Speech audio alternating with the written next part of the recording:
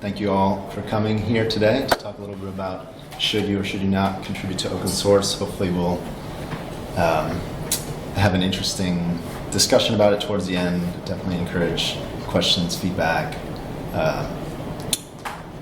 disagreements, and the like. So we'll jump into it. Who am I? I am, truth be told, an open source contributor. Maybe not as much as I might love to be, but probably everyone could say that to some extent. My name is Chris Russo. I'm the founder of Savas Labs. We're headquartered out of Durham, North Carolina. I've been in the Drupal world for over 12 years. Every time I say that, it gets a little stranger, but and I'm not very active on Twitter, but that is my handle. If you want to make fun of me or do something that gets a rise out of me, I'd appreciate that. And we'll keep going. I'm here representing Savas Labs. We're an agency, I think I just mentioned, headquartered out of Durham, North Carolina. And we do have a distributed team as well. It's the company I founded. We, like probably most of you all, and I'll ask in a minute, have worked with Drupal for some time. It's a big portion of our business, obviously not the only thing. We work with a lot of different tools, most of which, almost entirely all of which are open source, excluding some design tools. And one quasi-interesting thing to mention is our own website is not a Drupal website. It's a Jekyll website that's also open source, and I'll share the links to a handful of things that we have that are open source at the end of the talk, probably via Twitter. One of our most urgent, pressing things in the short term is we are definitely hiring.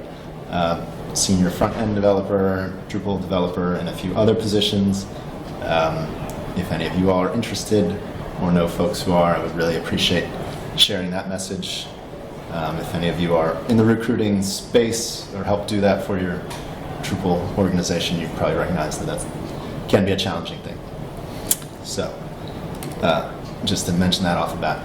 And to cover what is probably already pretty well understood, just a bit of a baseline of what is open source software. It might be abbreviated OSS at some points throughout, so I just point that out up front. It's defined this way by opensource.com. Open source software is software with source code that anyone can inspect, modify, and enhance. There's a movement of open sourcing things in the mechanical world and many other areas outside of software. But obviously in our world, we're talking pretty exclusively about software. It's basically opening up the internals of how things work so that people can muck with them and I make a joke about whether or not you actually enhance them with the modifications you make is sort of dependent on your perception at some times. And then just to contrast, open source software, again, I think we all know this, but some of the bigger players, IBM more on the business-to-business side, Adobe and Microsoft, a lot of business-to-consumer tools that probably you all are familiar with. Definitely not a conversation to kind of don't have the time or the capacity to kind of get into the pros and cons of open source versus closed source, even though I think there are pretty interesting things to talk about there. But just again, a contrast as part of the definition. And so what are open source communities like? What is it like to be a part of these communities? In the best of the expression of open source, it's people of all different creeds and nationalities and races coming together to create a product together. I guess in this case, the nationalities might be Smurfs and Simpsons. I think I pulled this from Atlassian. It's kind of got their design aesthetic. But it's very much like science, right? Like we have these things that we learn together and we kind of contribute one another and share, and it's like we're standing on the shoulders of giants, right? That sort of mentality. So it's a really philosophically a nice idea, and in practice works really well in a lot of ways. You all are probably familiar with GitHub and pull requests, but this is a good example of a couple team members using cute emojis to express, appreciation for one another's work and encouragement and that sort of thing. So it often is this really collaborative atmosphere, it's very much designed that way, right? As opposed to closed source software where you can't see all of the things. It's very much designed that way. So that's great. It's not always that peachy though. If you don't know who this is, does anyone know who this is? Linus. Yeah, Linus Torvalds, who is the creator of Linux and has had a pretty infamous reputation for being ruthlessly honest about how he thinks software should be designed, specifically Linux software. We also won't get into the pros and cons of that kind of management style, but clearly there are a lot of cons to it. And actually I pulled this from an article, and I didn't realize it until I read the article, that sometime, I think last year, he was pulled off of or gave up his position as whatever the formal title is that he held, and he was taking a year to learn empathy. Somehow, I don't know how he's doing that, but apparently enough people wore him down. Maybe some, significant other in his life let him know, like, yeah, you're kind of a jerk sometimes. So, anyhow, these communities are messy sometimes, right? They're people, we're all weird and have different thoughts and opinions, and especially a tool like Drupal that spans the entire globe, as many of these larger open source tools do. There's all sorts of cultures and differences across the way people perceive all sorts of things in life. So it is not a challenge any one person really can own, but also one I'm not envy of, to try to manage and govern such a diverse set of interests. So there are challenges that would come with that. I also had this vision of when he was going to his retreat. If y'all are familiar with Silicon Valley, that one of the leaders of who acts sort of like a Google, I think it's Hooli is the name of the company there. He does a similar thing, and he tries to go find himself, and he goes to the monastery, but turns out you're not supposed to have a cell phone or anything like that. Right? So it's kind of a bit of a front to win back power for his company that he lost some of. So hopefully it won't be the same for Linus, but we shall see. Time will tell. And then one other aspect of the communities is that, this is a graph from, I think, the 2016 article that Dries posted. He posts this, I think, every year. It's definitely 2017 and 2018, reflecting on the past year and sort of who contributes to Drupal.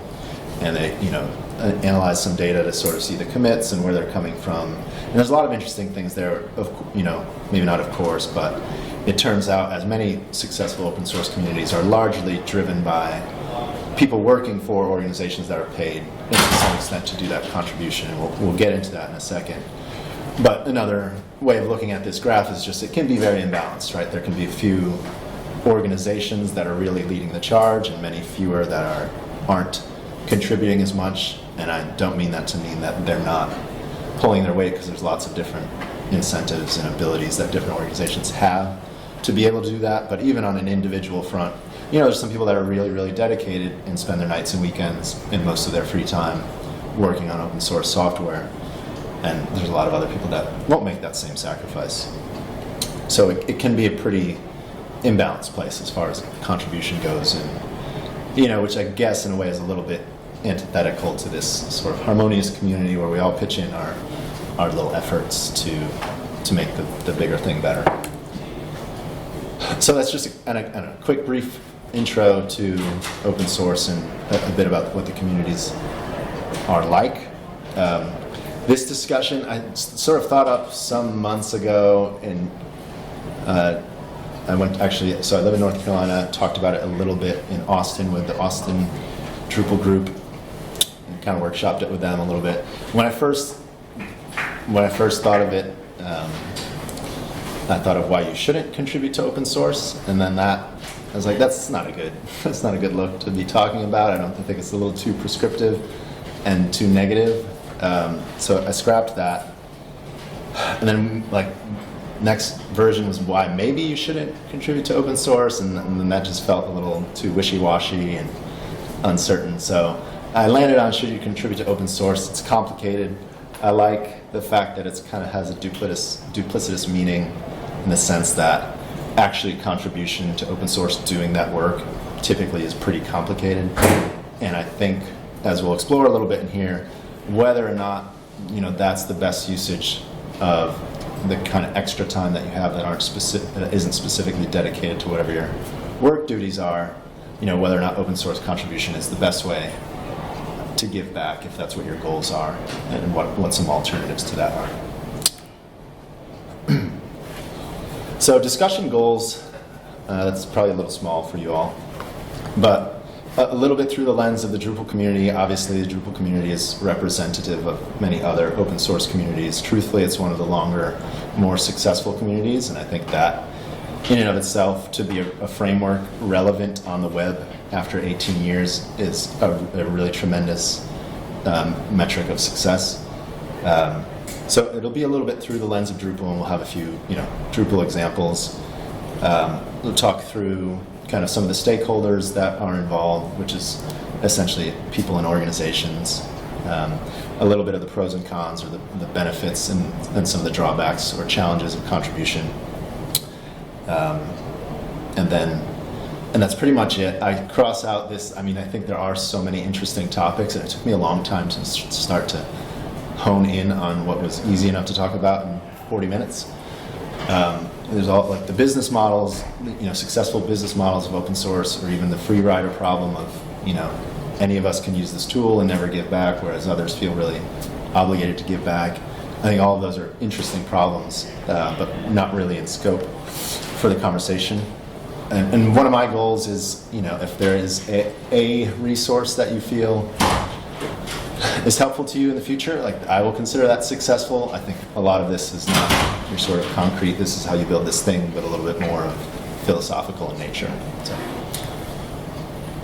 just a quick, show of hands. I have different questions in here that I might want to ask you, but how many people are engineers, developers, working for, and now how about, okay, so that's about half of them. How about government workers versus agency? So government. Okay, so most of them naturally. An agency, one-ish. Okay. Okay, so that makes sense at GovCon that there'd be, there's a majority of the room was government agency for the, I don't think this is video recorded, I think just screen recorded. How about, I don't know, just what's a different role besides developer? Are folks project managers? Are folks on the business side? Just shout out if you don't mind. Project manager. Any other? CTO. That's why you're agency government. Okay. Okay. But pretty close to code and execution for the most part. Most folks in the room. Is anyone pretty far away from that and sort of more on the business side? And to be honest, that's increasingly my role. Just what's your account manager at Oculus? Yeah. So a lot of clients in government, and they think should they contribute back, should they not? So we try to help talk them through that. Yeah. Cool. Okay. All right, that gives a good sense of the room. I don't know how much that'll influence what I'll change towards the end, but just to talk briefly about stakeholders. This is a meme generator. I don't think Warren Buffett ever was holding a stake in such a way, but there are essentially, as I mentioned, two pretty succinct, simple stakeholder groups that I think are worth talking about. I guess I don't have a separate slide for that, which are organizations and individuals. So obviously organizations are comprised of individuals, and I think there are some interesting distinctions of their motivations. Sometimes individuals work for organizations, sometimes they're freelancing on their own, sometimes they're just hobbyists who are interested in contributing to open source but don't necessarily gain financially from that contribution. So those are the two main stakeholder groups. I pulled this from the organizational front. These are a lot of, I think these are all of the sponsors here at Drupal GovCon on one slide. Kind of adjusted the page and got rid of some of the interstitial HTML. And so anyway, I think you all are probably familiar with at least some of them. And I imagine a group that's mostly governmental, maybe a little bit less familiar than a lot of us in the agency world are. But you probably recognize some of those logos. Here's my individual slide. Okay, so also you individuals. So to talk briefly about the benefits of open source contribution, kind of very quickly from both of those perspectives. There is, to be a part of a community is a real thing that is obviously irrespective of the kind of work you're doing. It's just something very core to what humans care about. So when you're able to be recognized in a community, be valued in a community, when your contribution is requested, when people listen to you, any of us, I think, we get a lot of value out of that. So that is something that contributing to open source can provide, and I think that is really valuable to individuals. Folks like Brene Brown talk about this, and the psychology of that is quite well known. So probably not worth getting into too much, but that is one real benefit. Excuse me. Pretty sure his name is Daniel Pink. I'll link to this as well. I don't know if you all have seen sort of those Sharpie marker explanations of some topic. He has leveraged this research and has written a book, I think, called Drive, and it speaks about these three main drivers of knowledge workers, which are, and especially that distinction from doing sort of mechanical, physical labor. There's certain incentives that drive folks that do that more, or just humans in general, drive that more, which are your sort of stereotypical carrot and stick. I pay you more to do the thing, you do more of the thing. With knowledge workers, there's more of a focus on these three topics: autonomy, mastery, and purpose. And open source contribution can actually, in the best of scenarios, in that high five at the beginning, can provide all three for someone working individually or out of an office, right? Like if one of my colleagues has a choice that, hey, I found this module, can I spend 5 extra hours working on it? I want to contribute back, it's meaningful to me. That hits autonomy, they get to choose and do it and pursue their own interests. The aspect of mastery where you're just getting better at your craft, obviously working in your craft more, you get better at it.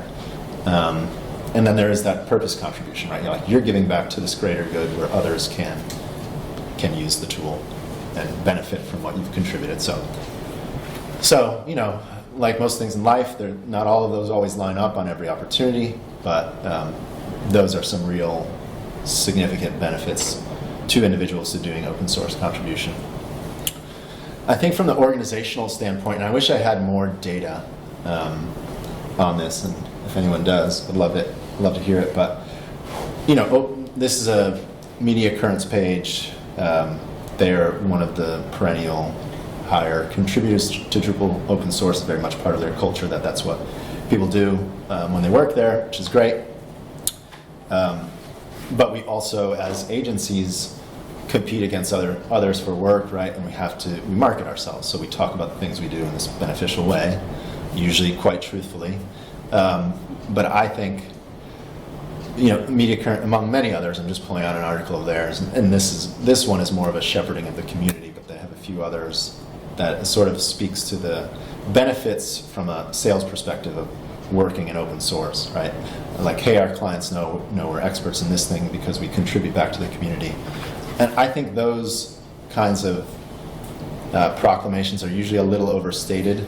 Typically for us, if we're competing against someone, they usually don't fully understand what contributing back to open source means and why that's important. It's not in their job to need to know that. And sometimes when they do, it's not one of the main decision drivers of why they might work with someone. They just want to work with someone who can do well by their project. So I think those sort of organizational benefits are a bit overstated. But flipping back to the previous slide, when your workers and when your team is really motivated and happy and fulfilled in their work, that reaps huge benefits, right? It stands to reason if our products are totally digital and it's just people making these things, we don't have these warehouses of assets that have a lot of value. All of the value is in the people, right? And so when your people are happy, they're more productive. There's all sorts of data on that. And I think that stands to reason, pretty common knowledge. So I think on a sort of recruiting and employee retention and satisfaction standpoint, that's the biggest benefit to dedicating time internally to doing open source contribution. so that, as I mentioned a moment earlier, there are some challenges. I'm sorry. And one of the things, and you kind of looked at that graph, is that it's not an even playing field. Again, like almost anything in life. This is a quote from a conference I went to 4 years ago, All Things Open, coincidentally. It takes time and mentorship to contribute to open source, and not everybody has those two things. I strongly disagree with that statement. Really? Yes. Okay, go ahead. Contributing to open source doesn't just mean code.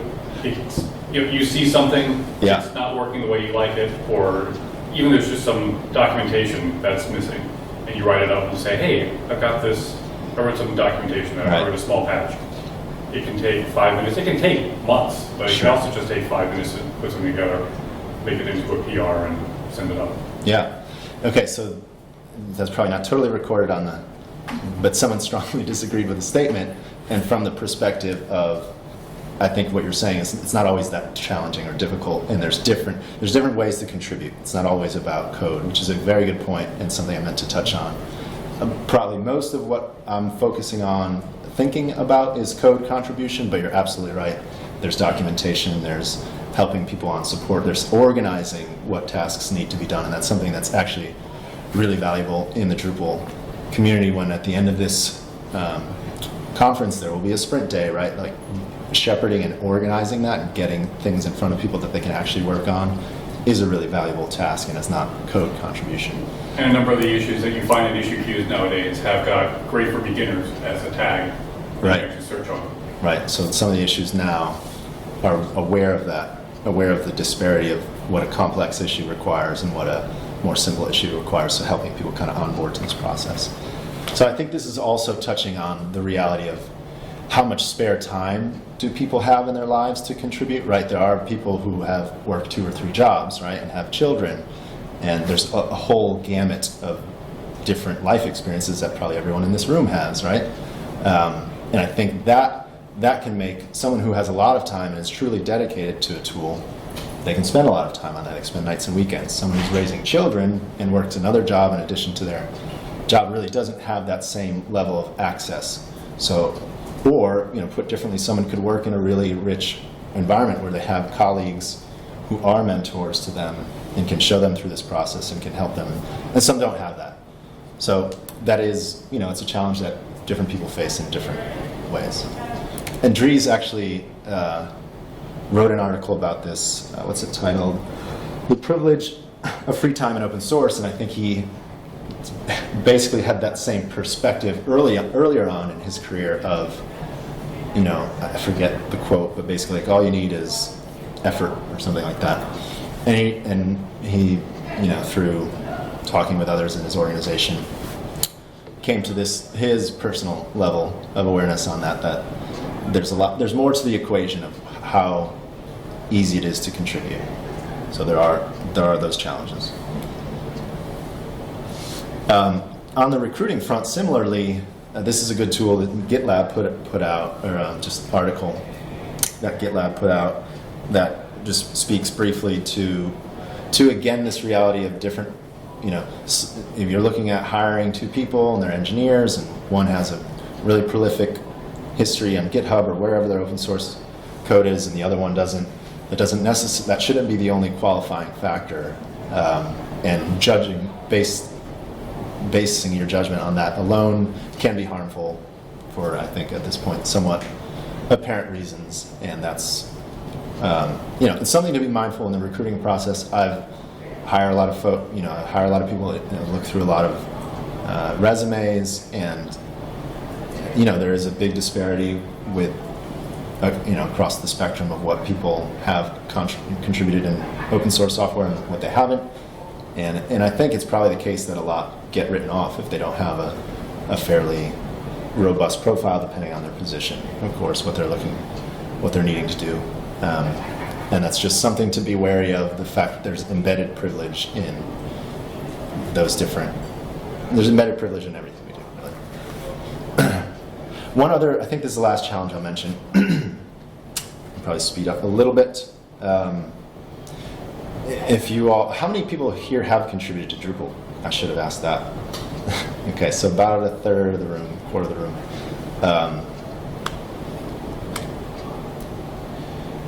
How many people have been frustrated by the pace at which their code was reviewed, or, here again, I'm assuming code. It may not be code. Has it been okay? Yeah, one person. Okay, so for the most part, it seems it's been a good process for people. And I think for the majority of the cases, that is the case because other people are having the same problems. You fix it, great, let's get this thing in. But sometimes if a maintainer is the one who's responsible to review things and that person happens to go on vacation or changes careers or whatever, there's lots of different things that can happen. It can take time for your efforts to be realized.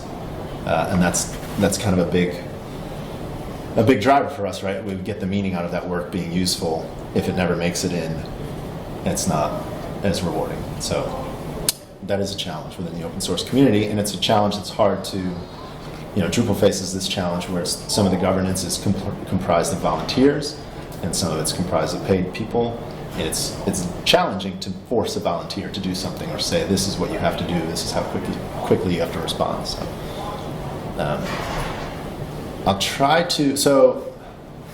I'll present a few common alternatives to open source software contribution, and primarily from the perspective of what I've called flex time for the sake of being concise, which is mostly focusing on,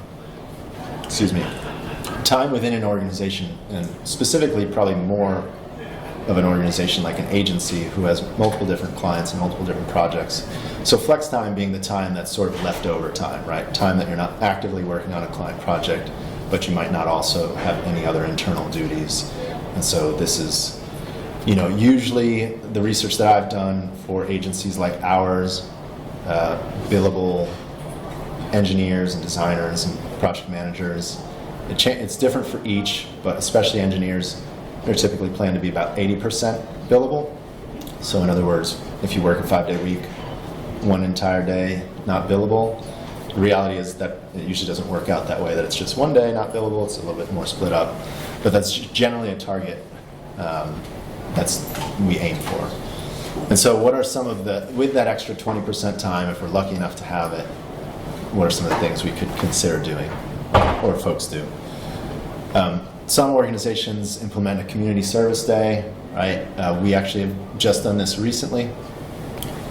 Typically, people do something very different from what their day-to-day is. You're probably familiar with Habitat for Humanity. That, as an example, I think is an interesting one because what you do create does have lasting impact, which is good, because that is one of the harder things to do well on your sort of flex time, is to do something in a little bit of time and have that having a lasting impact. But maybe the downside or the drawback here is you've developed these skills in the software world, whatever they may be, project managing, designing, developing. Building houses isn't really your bread and butter. Obviously, Habitat has a good setup that it doesn't require expertise, but you might also be able to use your expertise more specifically to help out organizations as well. So a lot of places do, I wouldn't say a lot of places, but we're familiar with some that allow team members to kind of make up their own projects, and they're not necessarily aiming to be a product in the future, but it's, hey, I thought of this thing and it might be interesting if we built it, and it would be fun to build it. Maybe I can learn this new technology and we can market it, and that's kind of, it can be very interesting. And I think this specific one I'm pointing to is called Pointless Corp. There's an agency called Viget, and they're here in the DC metro area in Falls Church, but they're also a block away from us in Durham, North Carolina. And one of my colleagues, partners, was a former employee there, and instrumental in some of the earlier days of this, and people really enjoyed it. So something that I think hits on that, you get autonomy to choose what you want to do, and you can build and learn things, so you're getting those mastery aspects. Thoughtbot is another agency. I think they've got a DC office. They've got offices in most major metros in the US. They have something they call investment time, which is pretty similar to, if you're familiar with Google's 20% time for their engineers, where folks can kind of choose to do whatever they'd like with that time. With the caveat of they do kind of list 10 or so things that they suggest that you do, and among those are blog posts or work on some internal documents or do open source contribution or read a book or whatever.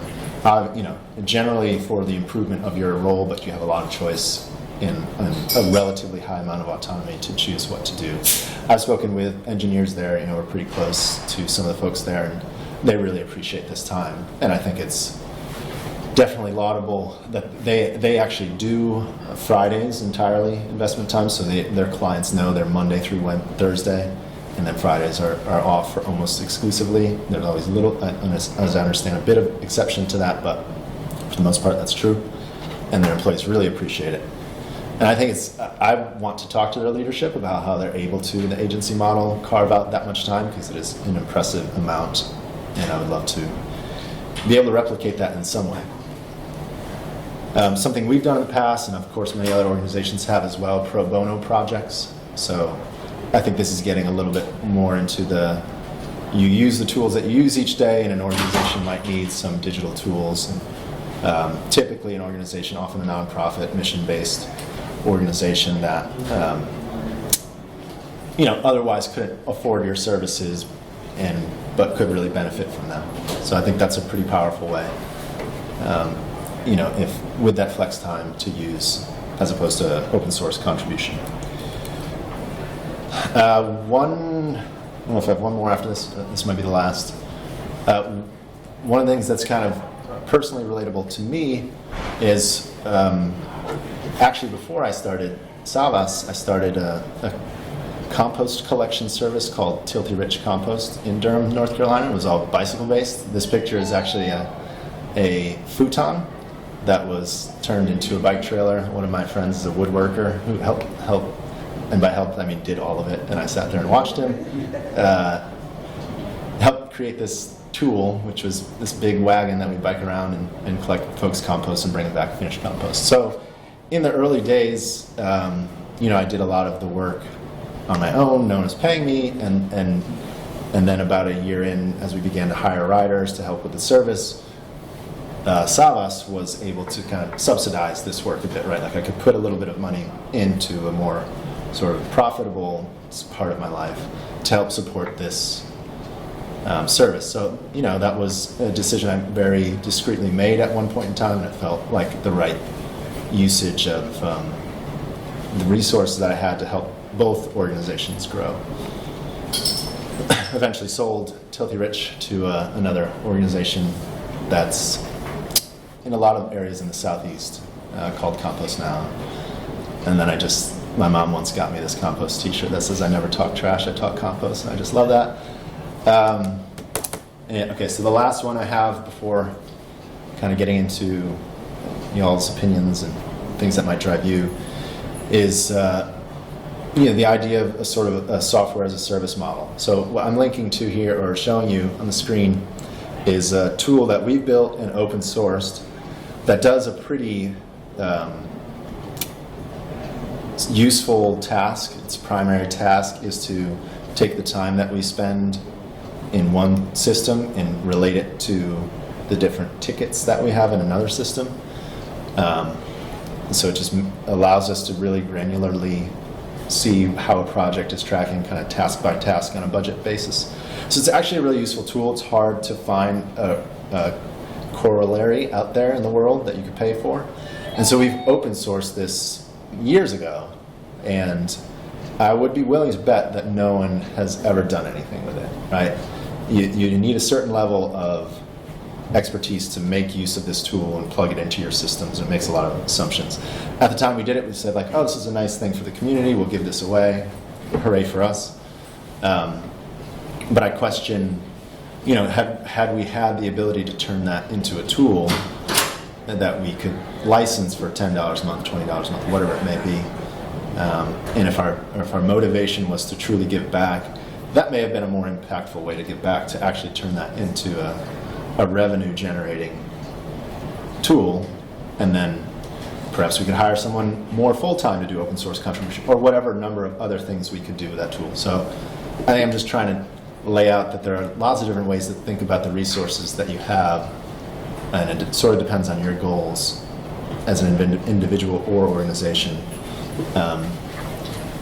That's what you'd like to do with it. So getting into what you should do, which is obviously an audacious thing to pretend like I can tell any of you what you should do.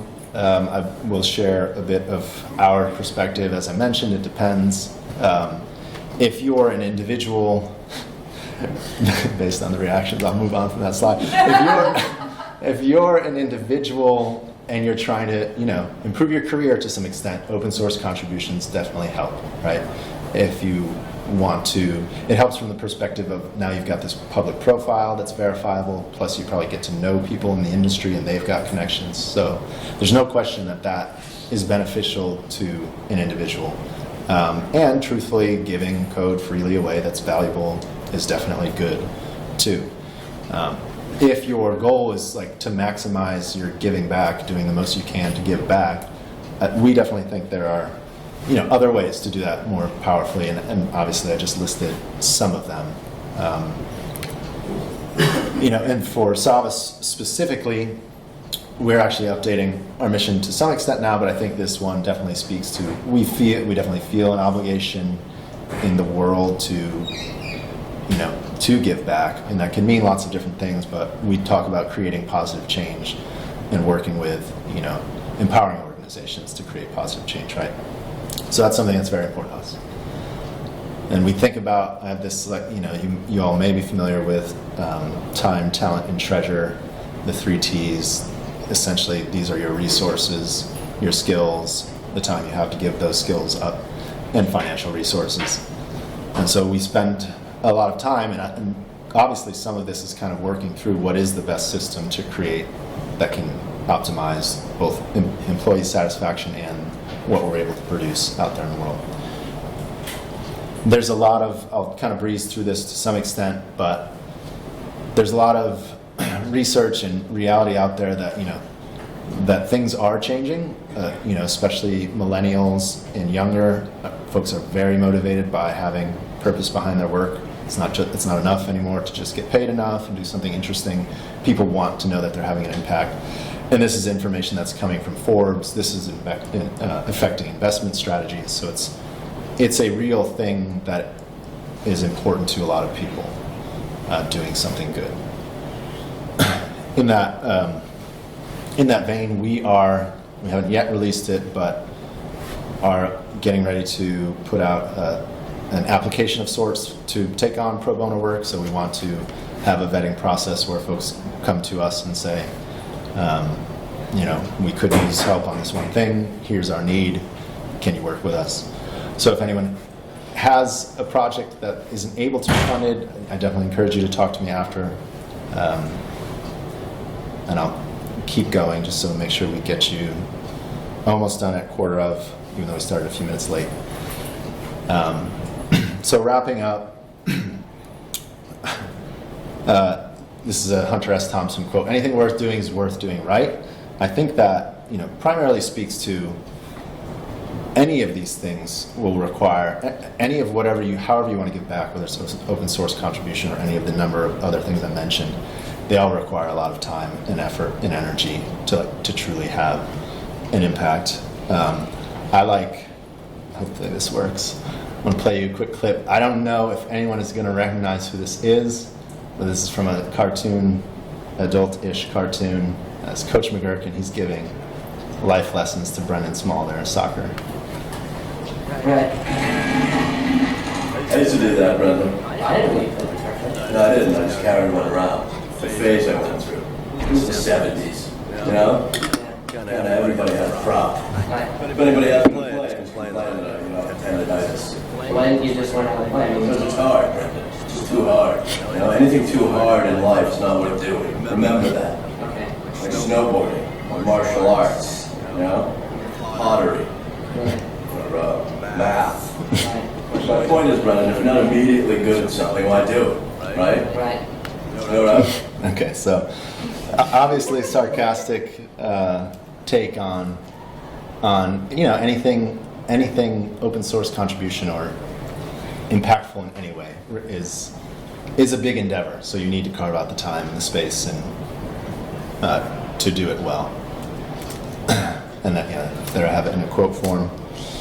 So I am curious, as part of this, clearly I have my own views on what motivates me personally, what our team has talked a lot about, but I am curious to hear more from what motivates others, and I ideally would like to collect a decent amount of data around this to really get a better sense of, of these various options we have, what's the most compelling to people and why.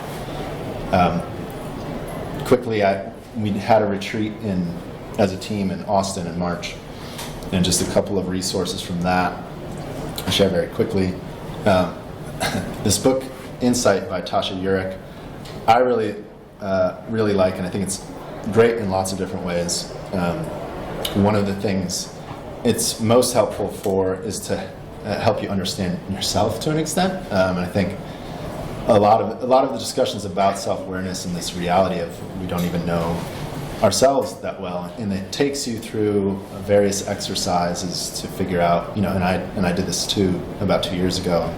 I found that I was like, what is it that I am really driven or passionate about? This is worth thinking sort of methodically about, because it doesn't just bubble up that naturally. It's very easy to just go through the motions. And we have blind spots. There's this concept of journaling or just thinking isn't really that insightful to help you figure out even what you're processing. It's really a thing that's best done with others, where they're reflecting on how they know you and see you. So it's really this internal self-awareness that helps get at this, like, okay, what are the values that I hold, and if I hold those values, what is the kind of work that I should be doing to achieve those. On the same retreat, we also did another quick exercise from this book, Design Your Life.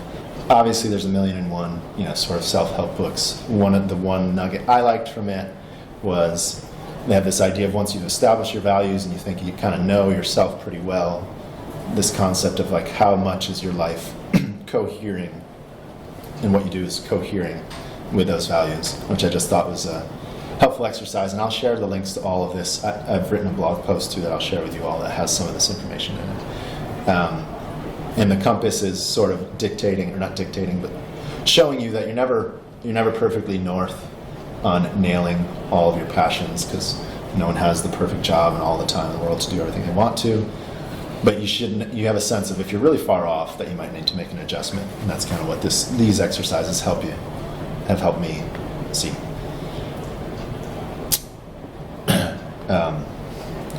This organization I just found out about today from a friend is called 80,000 Hours, and they have an interesting podcast where it's basically talking about, it's a nonprofit that is essentially talking about this idea of you have 80,000 hours allegedly in your career. I didn't even dig in to understand how they come up with that number, but I'm sure it's very apparent. What should you do with that time? If your goal is to maximize your impact, what should you do with that time? And I think they approach it from lots of different angles and talk to a lot of different professionals and folks in nonprofits. So just another way of kind of eliciting like what it is that may truly drive you.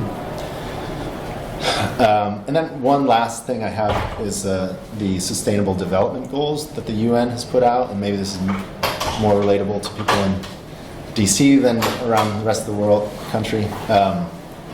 I just think I have a friend who's really passionate about it, who told me a lot about it, but it's a good framework that has been developed by people all over the world, focusing on essentially the world's, I don't want to say major issues, because they're goals, it's framed positively, like, erase poverty, address climate change. They're all, they're addressing problems, but they're saying this is where we want to be by 2030. So it covers quite a broad spectrum of, essentially what humanity needs around the world. And it's just a good resource to, again, since it's been vetted by governments and lots of surveys all over the world, it's pretty representative of what people want out there, want and need. So we do have a survey, which I would love for you all to take and to share, and I'll also post this on Twitter. It's just savaslabs.com/OSS-survey, open source software -survey. And it essentially is asking the question, what would you do with that flex time?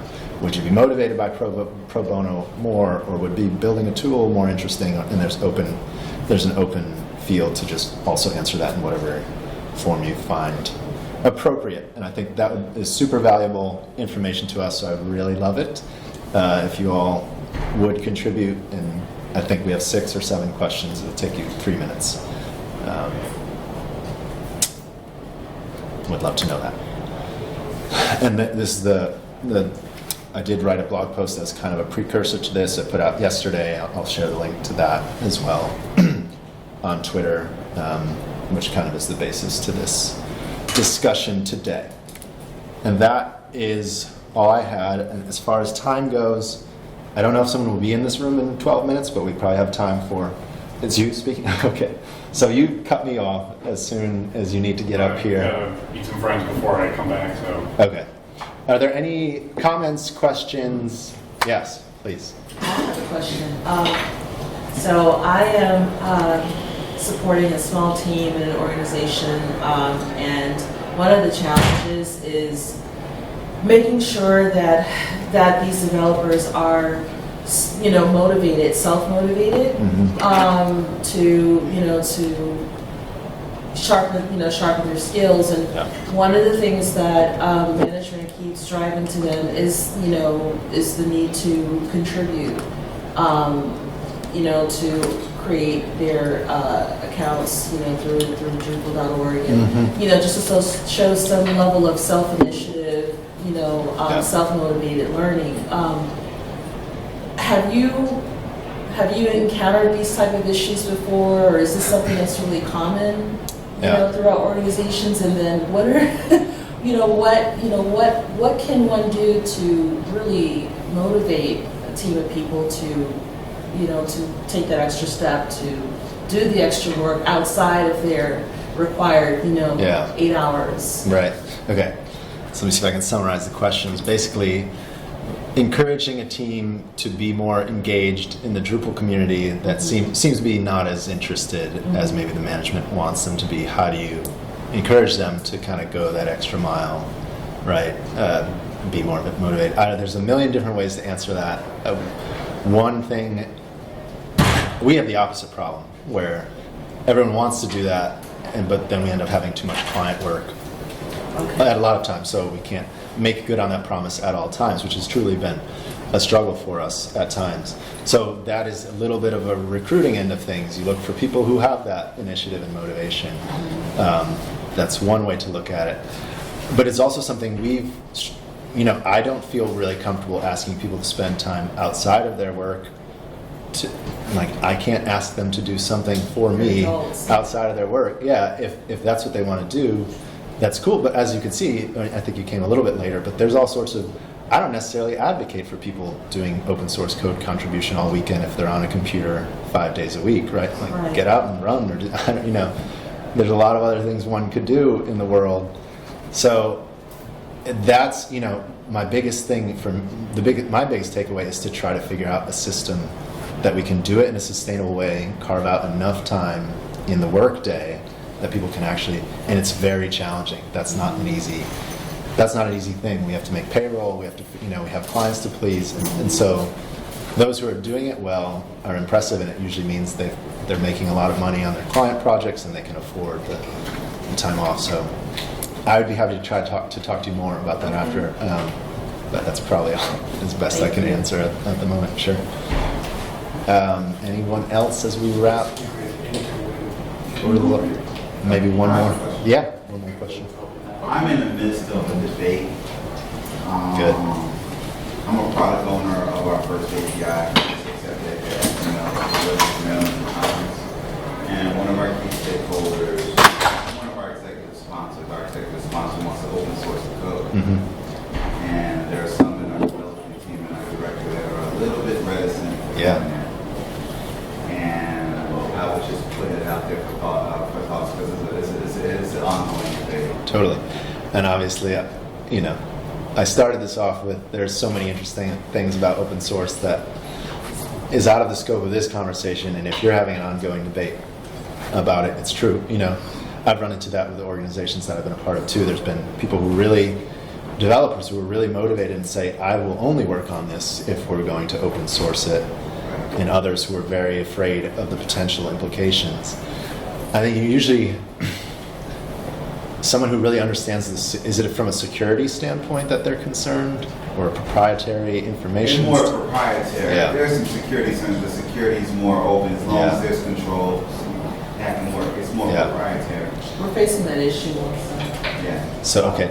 Yeah, I don't think It's more proprietary. I repeated the question, but it was basically, there's been some internal debate on whether or not to open source a tool, and for proprietary reasons primarily, and what's the best way to work through that.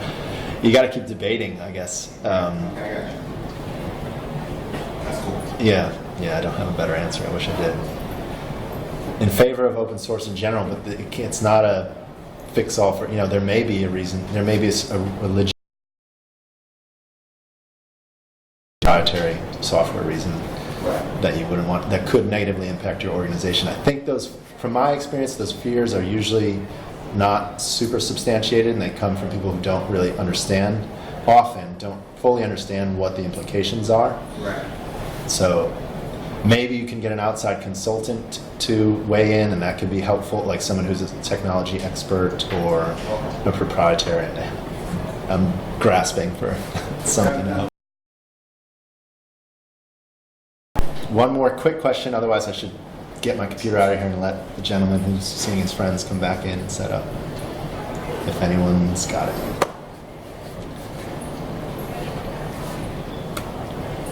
Okay, great. Well, thank you. Thank you so much. Appreciate you coming.